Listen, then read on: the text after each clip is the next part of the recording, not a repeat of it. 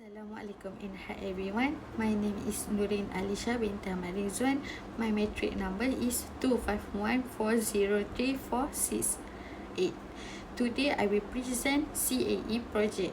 My title is Static Structure Analysis and Design Improvement of the First of all, what my introduction of my project. First, project focus. Structure analysis of adjustable table lamp assembly using CAE analysis. 2. Purpose to evaluate stress, deformation and safety factor of the lamp. 3. Problem statement. Critical components. Joint arm might fail due to stress concentration and repeat use. 4. Solution approach. Solution approach have a 4 point. What? First, develop TCAD model. 2. Perform static structure analysis. 3. Identify critical component. 4. Purpose design improvement of the project is develop 3D CAD model of the adjustable desk lamp assembly. 2. Perform static structure analysis on original design. 3. Identify critical component with highest stress convention. 4. Propose design modification to improve performance. 5. Achieve safe and efficient design while maintaining functionality. This is my model project and this is my drafting original model. We use boom at CATIA V5 and this is drafting original design. We have screw, top joint, vertical axis, middle G. This is my drafting original model. This is all assembly. This is a drafting original design. We have 11 part. This is part 1 and part 2 is part 3 and 5 and 6. This is 7 and 8. Is a 9 and the last one is 11. Okay, step 1 is original assembly construction. As you can see at the table, it shows that which component that we'll be using and what material that will be put on the component. Okay, firstly is base or holder and joints and bolts, and which material that will be put on the component is stainless steel. Stainless steel has Young modulus 193 GPa and Poisson ratio 0.29. Lastly is tensile yield strength 215 MPa. Okay, second is main arm and lampshade. The material that we'll be using is aluminum alloy. It have Young modulus 69 GPa and Poisson ratio 0.33 and tensile yield strength 275 MPa. The assembly replicates the physical product with 11 unit component and 23 total parts. Okay, step 2 is identify the critical part. Static load that will be applied is 10 Newton. It will be applied at the lamp head tip. The boundary is fixed base support and mesh is tetrahedron 10 mm. As you can see at the table, that it show the parameter, value and remarks. Okay, firstly is total deformation. The value is 0.95847 mm.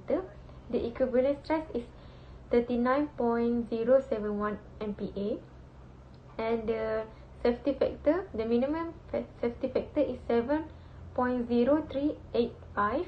Design improvement 1. Focus on 3 critical components of the lamp assembly by refining the geometry and reinforcing the design. This improvement reduces stress concentration, improve load transfer efficiency, and change overall durability of my design improvement 1. This is my table, and static structure analysis was performed to evaluate design improvement 1. The design record a maximum stress of 36.847 MPa, total deformation of 1.1454 mm, and safety factor of 7.4634. The structure is safe, but increased deformation indicates lower stiffness than the original. My result improvement 1 equivalent 1 miss is my total is my safety factor. So, for design improvement 2, my strategy is to modify the geometry to optimize structural integrity under a 10 Newton static load, which is around 1 kilogram.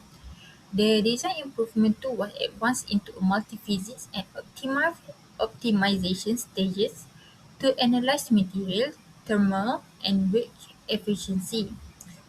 The load path optimization is the refined geometry smooth out sharp edges, allowing internal stresses to distribute evenly, and reducing localized structural deformation.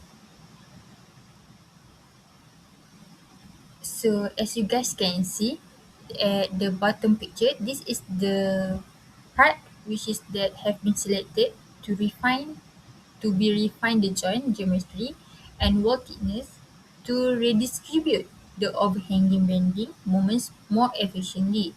This is the data that I've got after do the analysis again.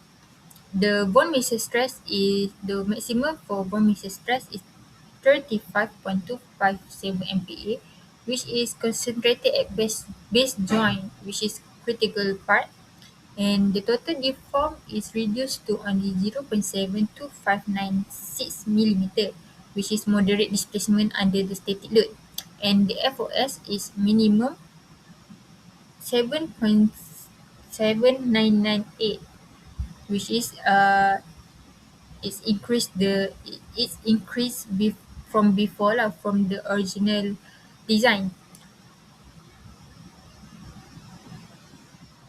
So this is the figure that shown the equivalent bond mixture stress. It showed where the minimum and the maximum data located, which is the maximum if at the joint between the base and the body, and the minimum is at the top of the lamp case. So as you guys can see now, this is result analysis improvement 2 for total deform. It shows the figure that deform, and it's also shown the maximum deformation, where the maximum deformation happen, which is at the tip of the headlamp, as you guys can see here. And last but not least, this is the result analysis improvement 2 for safety factor. As you guys can see here, the minimum is located at the joint between the base and the body, which is still in the safe mode, which around 7.7, and the maximum is at the where the applied at the top of joint. For design improvement 3 focus on improvising the structural stability and performance of the table lamp. Several modifications were made, including strengthening the middle arm screw connection and modifying the base to improve overall stability and load distribution. The improved design were developed using CATIA and analyzed using ANSYS. Static structure analysis showed that the improved design achieved satisfactory structural performance under the applied loading condition. The maximum total deformation was recorded 0.66958 mm, while the maximum equivalent stress obtained was 38.171 MPa. In addition, the minimum factor of safety achieved was 7.2044, indicating that the structure remains safe and reliable during operation. As you can see, the table next to it is the result of my ANSYS Okay, analysis. as you can see, this is the result for improvement 3. For second is the result for improvement 3. For total deformation is the result for This the is a final optimized design. As you can see, this is a value of max stress MPa, total deformation at millimeter, and FOS, factor of safety. This is have original, improvement 1, improvement 2, and improvement 3. As you can see, a highest FOS is improvement 2. So if design improvement 2 has proceed with advanced material, thermal and topology optimization due to it is superior safety margin and balance stress Best reduction. design improvement that we'll be choosing is design 2. Design 2 was selected as the final design because it achieved a higher factor of safety compared to the other design improvement. The modification focused on thickening the upper section of the base connection to improve the structural strength and stability of the lamp assembly. This improvement helped the structure withstand the applied loading condition more effectively and reduce the risk of structure failure. Based on the ANSYS analysis result, the design improvement 2 provided better structure reliability, making it the most suitable design for the further topology optimization. Advanced analysis material. This is table original material. Improved material. Why I use mild steel, carbon fiber composite, and ABS plastic between stainless steel and aluminum alloy. Why? This is because stainless steel and aluminum alloy we originally used because they provide a good strength and stiffness. Mild steel was selected due a higher yet strength, which give better resistance and deformation. Carbon fiber composite was considered because of its low density and high strength, making it suitable for lightweight structural component. ABS plastic was tested as a lightweight and cost-effective material for non-load bearing parts such as this is my comparison reason and limitation table. At material aluminum alloy. What a limitation? The limitation is lower load bearing capacity, more susceptible to bending, and less rigid. For stainless steel, higher density adds to weight, less defense for lightweight design, and material improvement. What the reason? First, mild steel, higher stiffness, lower deformation. 2. Carbon fiber composite, lightweight, higher strength, higher FOS. For ABS plastic, higher compression material evaluates So next is about advanced analysis of thermal stress. Why I choose 40 degrees Celsius? It is because it combines the realistic ambient indoor temperatures of nation, which is up to 35 degrees Celsius, which we also used to record around 41 degrees Celsius, with the localized rapid heat dissipated by an active light bulb. And it moved beyond perfect laboratory conditions to stress test the assembly under its most realistic punishing daily usage scenario. So, why we do this thermal stress analysis? It is to investigate whether the thermal expansion of aluminum sections will cause the critical moving joints to jam, lock, or lose their functional clearance. It's also to trace down exactly where expanding components fight against rigid over-tightened mechanical constraint, fits, bolts, and screw. And it's also to audit the structural factor of safety to see if operational heat will degrade the product's integrity from a safe margin to a sudden catastrophic failure zone.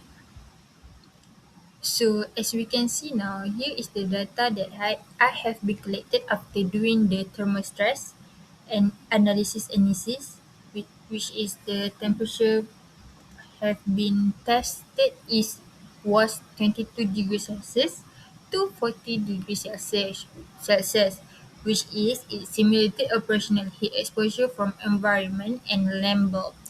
And the result for maximum equivalent stress is 493.94 MPa. It's concentrated heavily at the upper arm joints due to restricted thermal expansion against fixed mechanical components, and the total deformed just 0.705, which is the highest displacement observed at the lamp head tip due to high thermal sensitivity of aluminum alloy sections. And the minimum factor of safety is 0.557 on, and the minimum factor of safety is 0.557, which is it is really critical because it below from 1. FOS dropped below 1 1.0 at the class joint ridges, indicating a high risk of thermal induced mechanical yielding, and the design engineering verdict is tolerant adjustment required lah. The joint assembly requires optimize the clearance or slack or transition to low thermal expansion material to prevent the binding under the heat.